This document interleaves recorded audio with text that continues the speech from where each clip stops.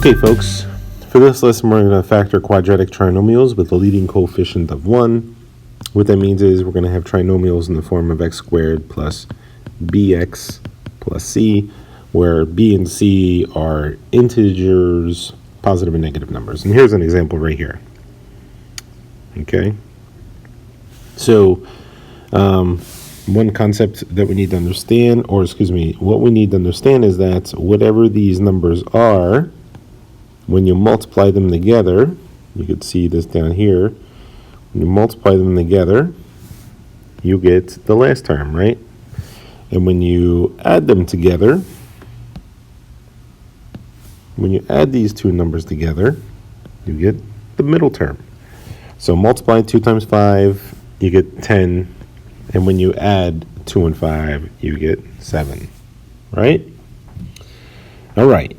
So with that being said, remember, factoring is the undoing of the distributive property. So we're basically working in reverse of what the distributive property has done.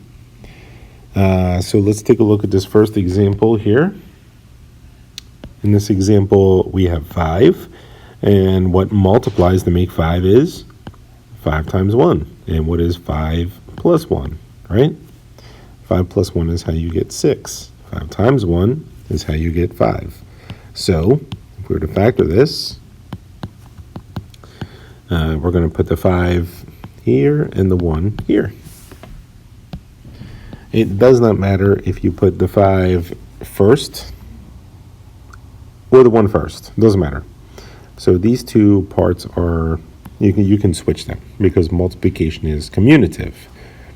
Commutative means the order in which you multiply doesn't matter. So we could do x, all right, let me write down, or we could have x plus 1, x plus 5. Both of these would be correct. Let's take a look at this example right here. So we could have 3 times 3, or we could have 9 times 1. Those are the only things that multiply that make 9. And only one of these, 3 and 3, when you add together, gives you the 6, right? So that means that our answer is x plus 3 and x plus 3.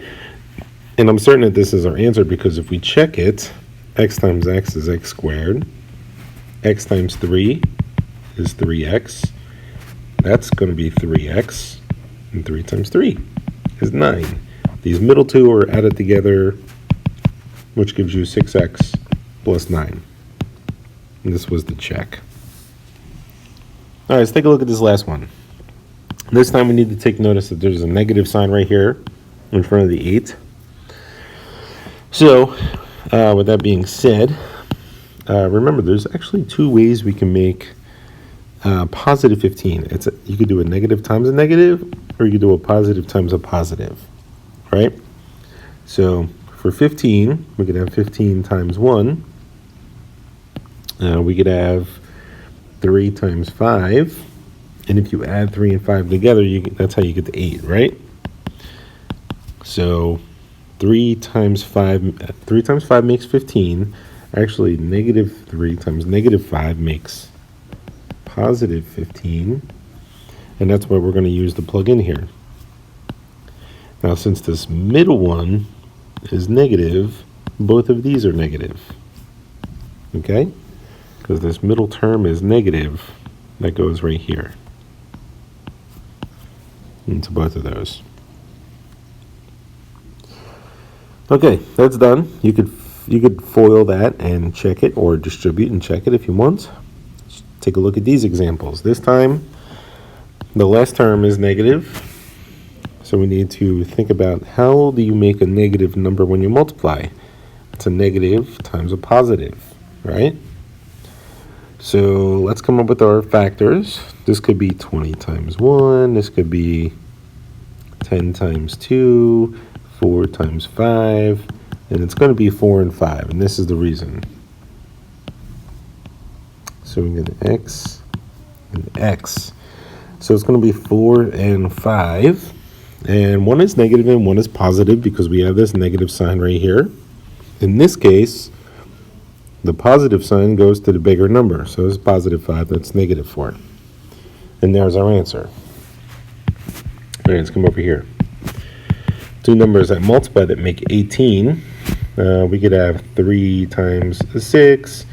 We could have 9 times 2. We could have 18 times 1. All these make 18 when you multiply. But only one of them will add together to give you -3. Remember, we're adding, but these are going to be opposite signs, right? It's going to be -6 plus 3 is equal to -3. So put the 6, put the 3 in. One is negative and one is positive, and we know this because this last number is negative. And this, remember, goes to the bigger number. In this case, 6 is our bigger number. 3. For this one here, we are going to find two numbers that multiply that make 20. So that would be 4 times 5.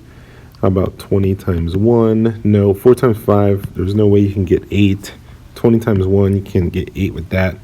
But 10 and 2, you can get that if the 2 is a positive and the 10 is a negative, right? So x minus 10, this goes to the bigger number, and x plus 2. Here we go. So this is a fairly quick lesson. You just need to understand the difference between these, right? Two numbers that multiply that make the last one, that will add together and give you the middle one. And you just have to watch these signs. All right? I have a little lesson quiz here. So, all right, here are 4 problems for you to try on your own. And I suggest you press pause, write them down, come up with some, use the methods that I showed you above to try and come up with answers for these.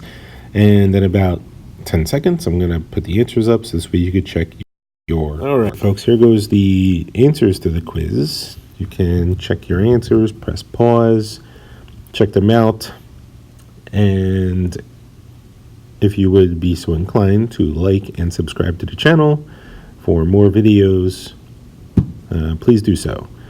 Until next time, peace.